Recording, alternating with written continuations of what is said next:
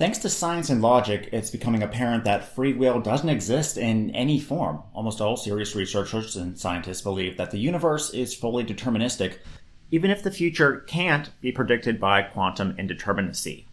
Plus, all forms of compatibilism, the philosophy that traditional free will and moral responsibility can coexist with causal determinism, have seemingly all been refuted pretty clearly to date, including those by Harry Frankfurt, Dennet, and more. If there's no free will, it means moral responsibility can't possibly exist either. At least the type of moral responsibility we're traditionally used to, since that would require the ability for one to be able to do otherwise. In this video, I'll cover why that's a big deal, changes we can make as a society in the face of this inconvenient truth, and why those changes will significantly benefit your life. Now, just so we're all clear, if there's no moral responsibility, then someone who's a psychopath and is now on trial for murder had absolutely no say in his becoming a psychopath and committing the murder, whether this was due to bad parenting, genetics, or something else. This may feel wrong to you at the core, but the feeling is not the same as science and logical truths.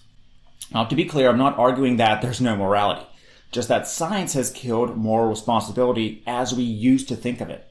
Obviously, those individuals considered dangerous, like psychopaths, need to be removed from society, which mistakenly leads philosophers to argue that having free will or not having free will makes zero difference.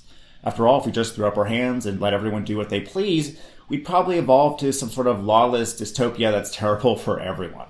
To help illustrate my point, let's go over 3 examples and see how a society that accepts our current but outdated and unscientific approach to moral responsibility would respond, versus a society that accepts that we are fully deterministic would respond to them.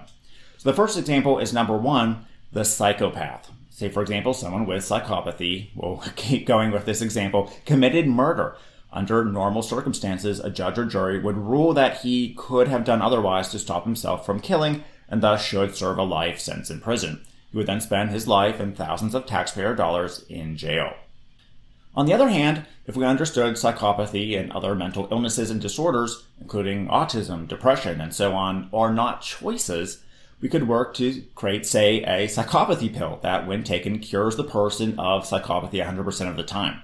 Under a more modern judicial system, the person would be forced to take the pill, their brain scanned to make sure the neural pathways are fixed, and then released back into society where he or she can contribute and help people with new empathy. Now, it may seem unjust that he didn't have to serve time, but understand that he wasn't responsible for what he did. The person that was released post-intervention is not even close to the original killer. From a scientific point of view, the psychopathic person is long dead. Not only did this save thousands of wasted dollars, but produced a new individual that will greatly benefit society and gave him a new shot at life. Again, this may feel uncomfortable, or you may even think it's unethical. But understanding that we're all fully deterministic, even the most hated individuals of society, should cultivate a deeper sense of empathy in all of us that will help all of us grow. So here's another example. Case number 2, suicide prevention. Say a young man goes to college with high expectations of becoming a doctor.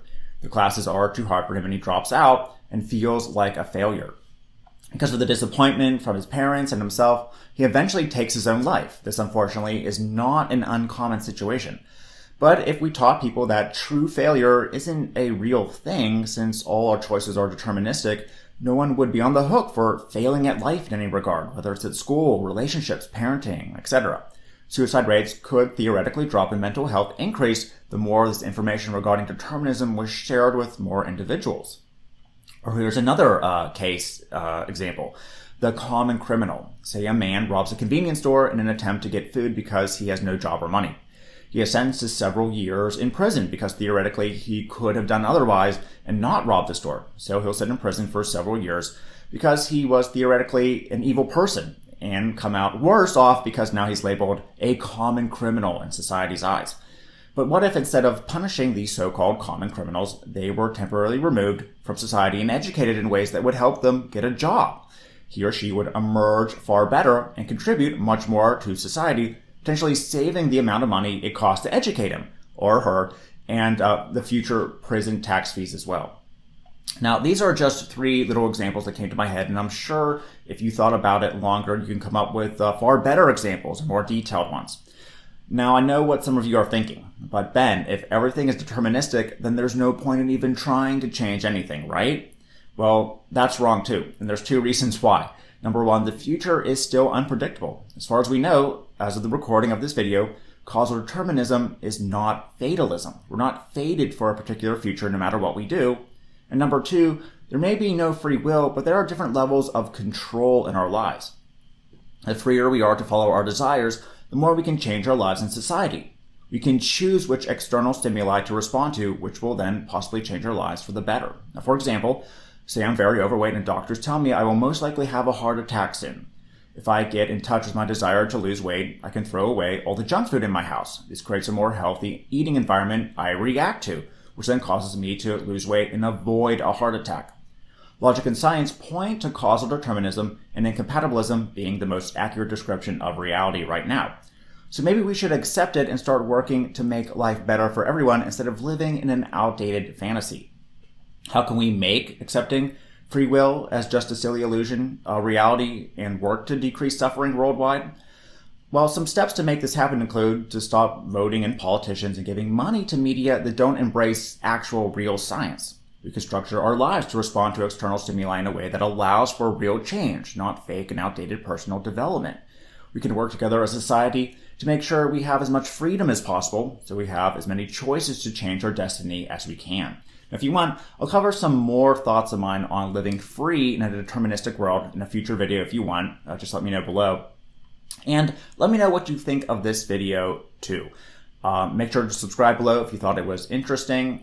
Make sure to turn on the notification bell when you do to get updates when new videos are out, and give it a thumbs up to help this video rank in the algorithm. So again, let me know your thoughts on free will and moral responsibility, and I'll see you in another video coming up.